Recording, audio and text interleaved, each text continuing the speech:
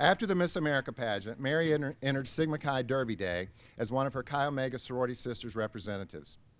In one contest, she and another girl sat on a greased log over a mud pit. They'd hit each other with pillows until one of them fell in. Mary was winning, then suddenly got knocked off the log and came up completely covered in mud. Afterwards, a bitchy pageant girl from Memphis walked up to Mary and with great disdain said, "So this is Miss Mississippi?" This time, Mary and I both laughed. If Mary was willing to fall in the mud for a good cause, which I thought was cool, or go out not looking like Miss Mississippi, it was her own business. And it was a good reminder for me that not only did I have to pay attention to liking myself, but I had to be open to and not interfere with others liking themselves too. My wife Sally and I have known Sam since our Ole Miss days back in the late 70s, and he actually taught me speech. And whether that inspired me to become a writer myself, I'm not sure, but he and Mary have kept their Ole Miss roots all through the years and remained so down home and just so supportive of not only Ole Miss but other people in Mississippi. He's done so much for charity, and it's really thrilling to see somebody sit down and put their thoughts in a book, and particularly to their mother.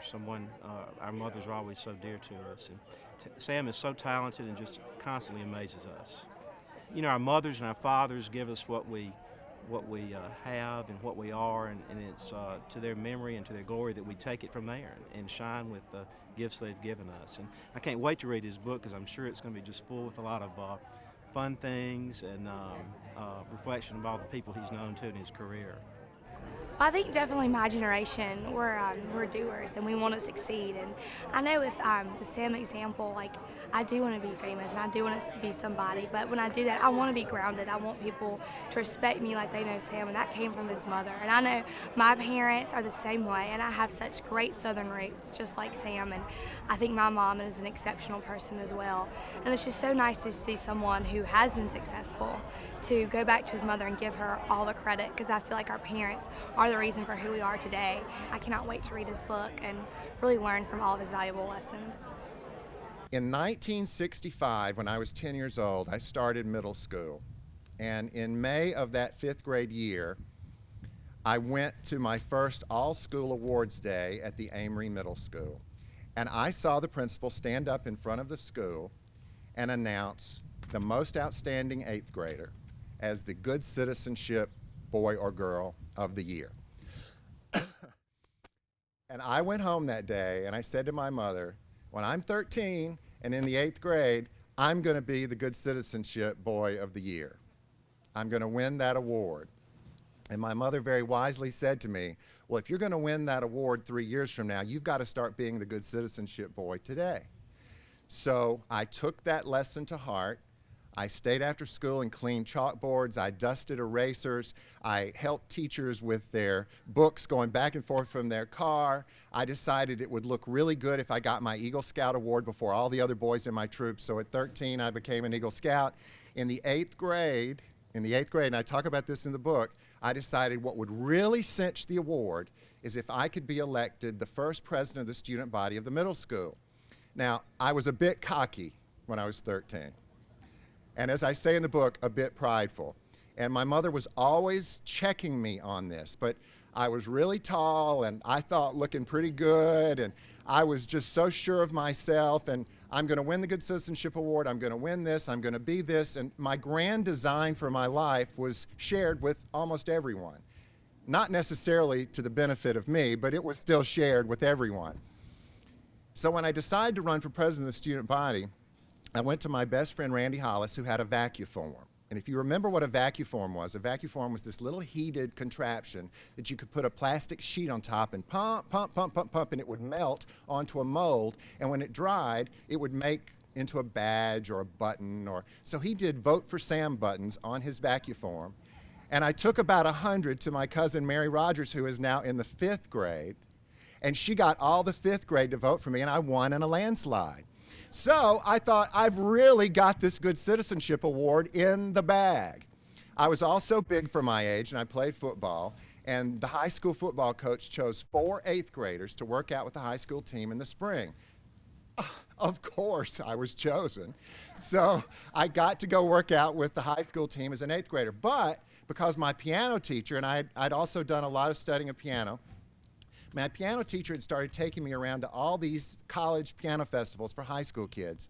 And I was winning, superior ratings as a 13-year-old at all these festivals. And so I had also been asked to close the all-school talent show, which I thought this is another great thing for me in order to get this award.